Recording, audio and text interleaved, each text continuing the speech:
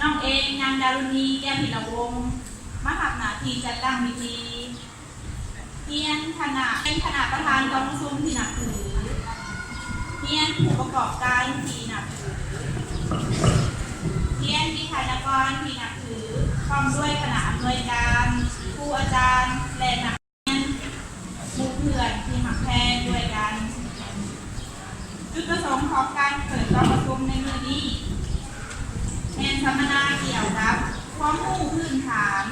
เกี่ยวกับการบัญชีและการตรวจสอบโดยเป็นเกียรติในการเผาหัวกองประชุมในครั้งนี้มีผ่านนางเรียงไซสมบัติทางนั้นเรียงคำไซสมบัติผู้ประกอบการก็ให้เกียรติเผาหัว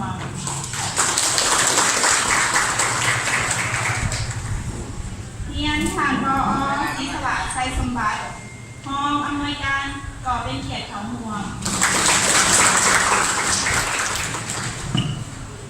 เพียนผ่านปอคำมีแก้วดวงดีก็เป็นเกียรติเผาหัว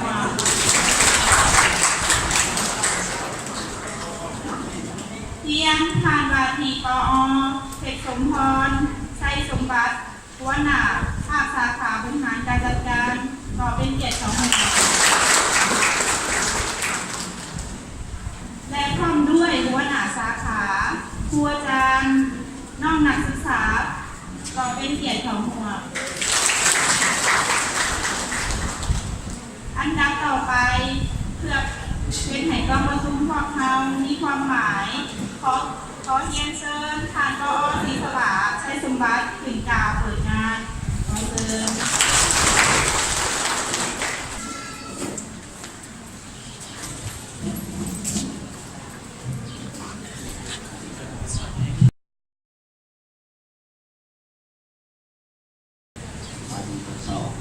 ตอนนี้ขอ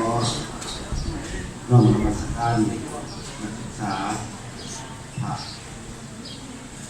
ขอเรียนทั้งนางเรียนคำในสมบัติผู้ประกอบการวิทยาลัยสมบัติ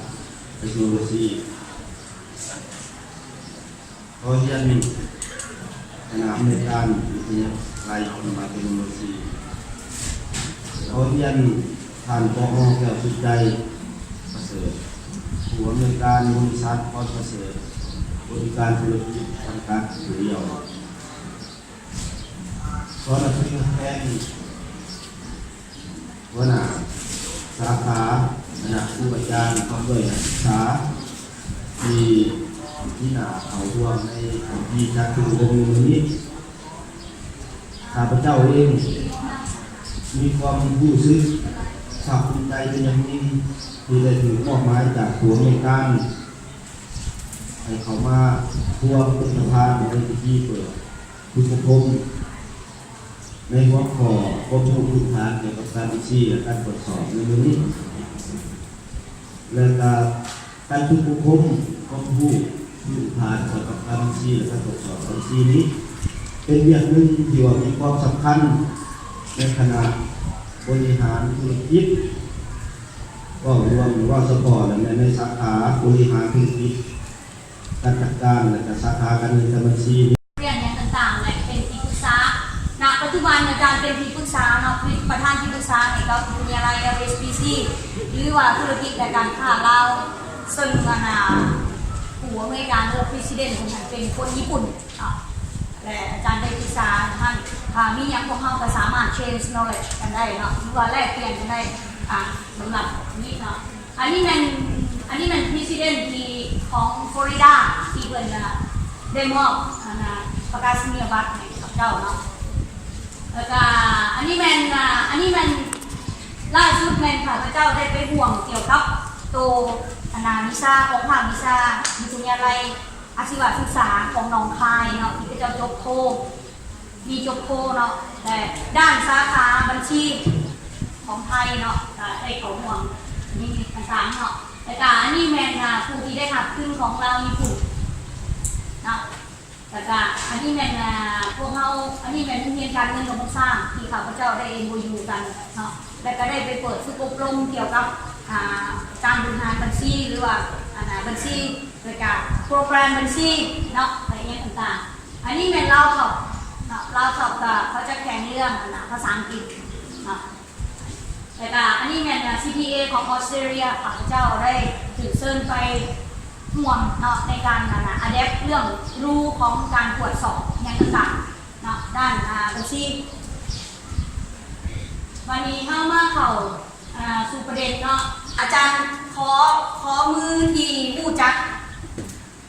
สองวิชานี่เนาะพวกท่านผู้จักวิชานี่บอกผู้ใดผู้จักขอมือเนี่ยเด้อสี่มือเนี่ยนะผู้จักบอยเข้าทีมกับออดิติ้งผู้ใดผู้ต้องอายสวรรค์เดชคือกัน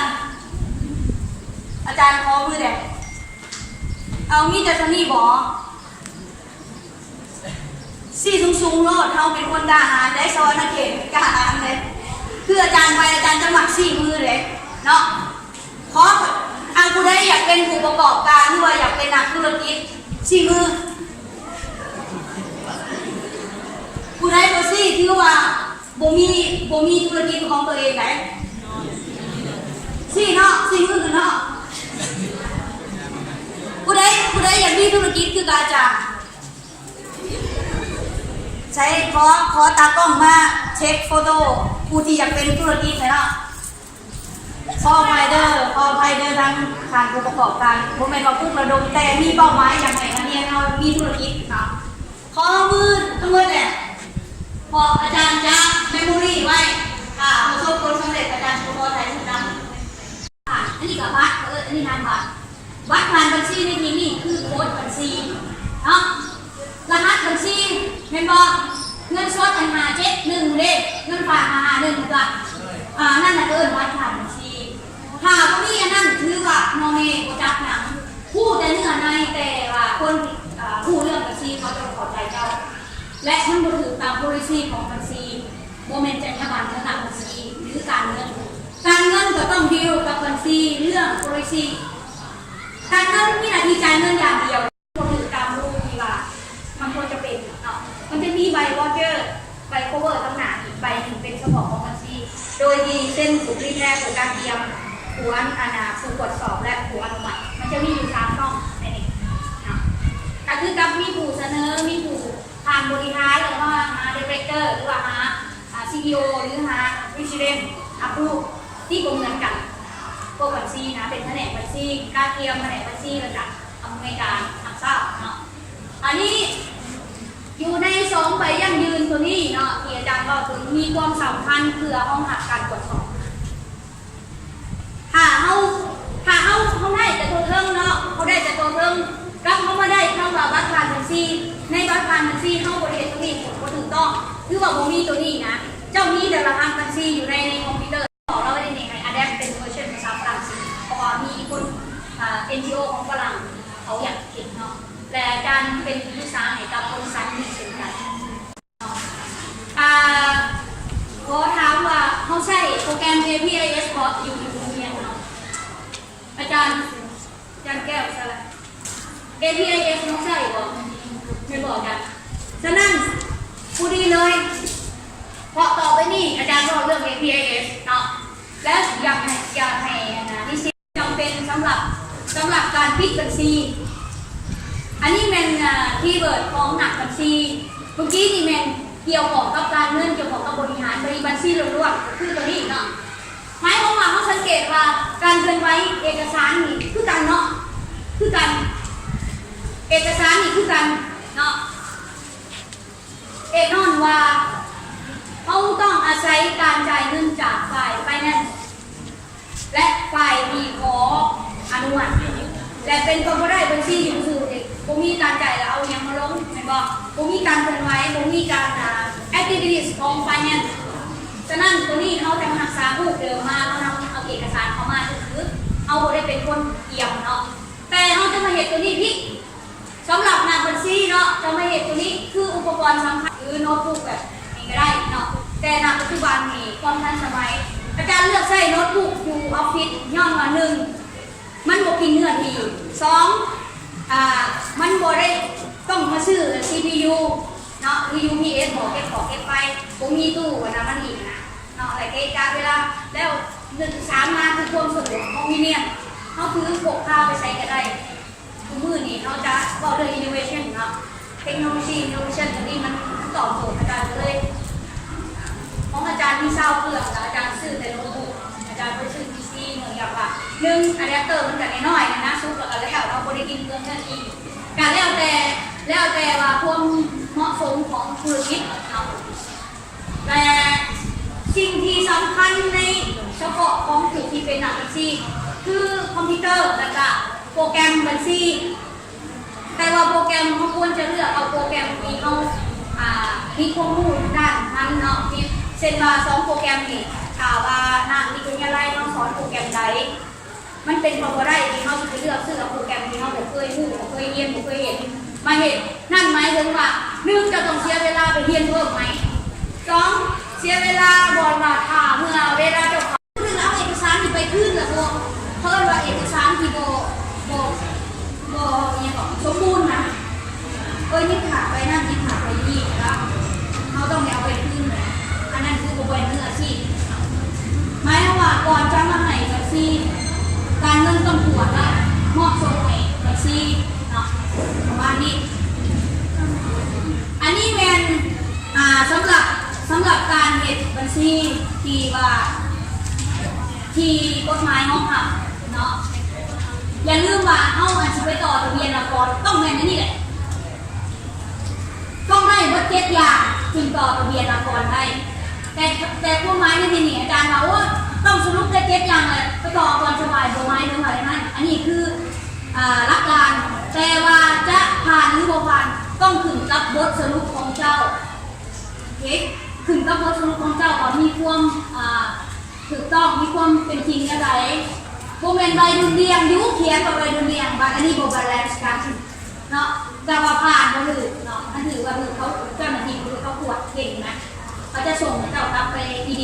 กลับไปแก้ไขจนว่าได้ตามโต๊ะที่ว่าเขาจะวางไว้ก็แหละก็ถึงจะถูกรับลูกเนาะแล้วตัวที่1ใบดุลเรียงก่อนการตรวจรับหมายถึงอย่างเขาสรุปมาแต่ยังบ่ทันได้มีการเช่นว่าใบดุลเรียงอาจารย์จะพูดว่าใบดุลเรียงมันมีบัญชีประเภทใดอยู่ในใบดุลเรียงผู้บอกตัวนี้สำคัญเลยอันนี้ซีเตอร์ตัวนี้หาพวกทานจื้อตัวนี้รักการตัวนี้อะไรเห็นได้นะเจ้าอยากมีความฝันอยากไปเป็นนักบัญชีเจ้าต้อง access ตัวนี้ต้องเข้าใจในเก็ตรักการตัวนี้และเห็นได้เนาะถึงโปรแกรมบัญชีไว้กับพิษได้ก็ต้องแบ่งผู้จักระบบนี้แต่ละข้อเขาต้องจับว่าเห็นยังไงเนาะโปรแกรมจับซื่อๆต้องรู้ว่าผู้ตรวจไม่อีกนะว่าในจำนวนที่ออกมาเนี่ยมันต้องมีบัญชีเนี่ยบัญชีเนี่ย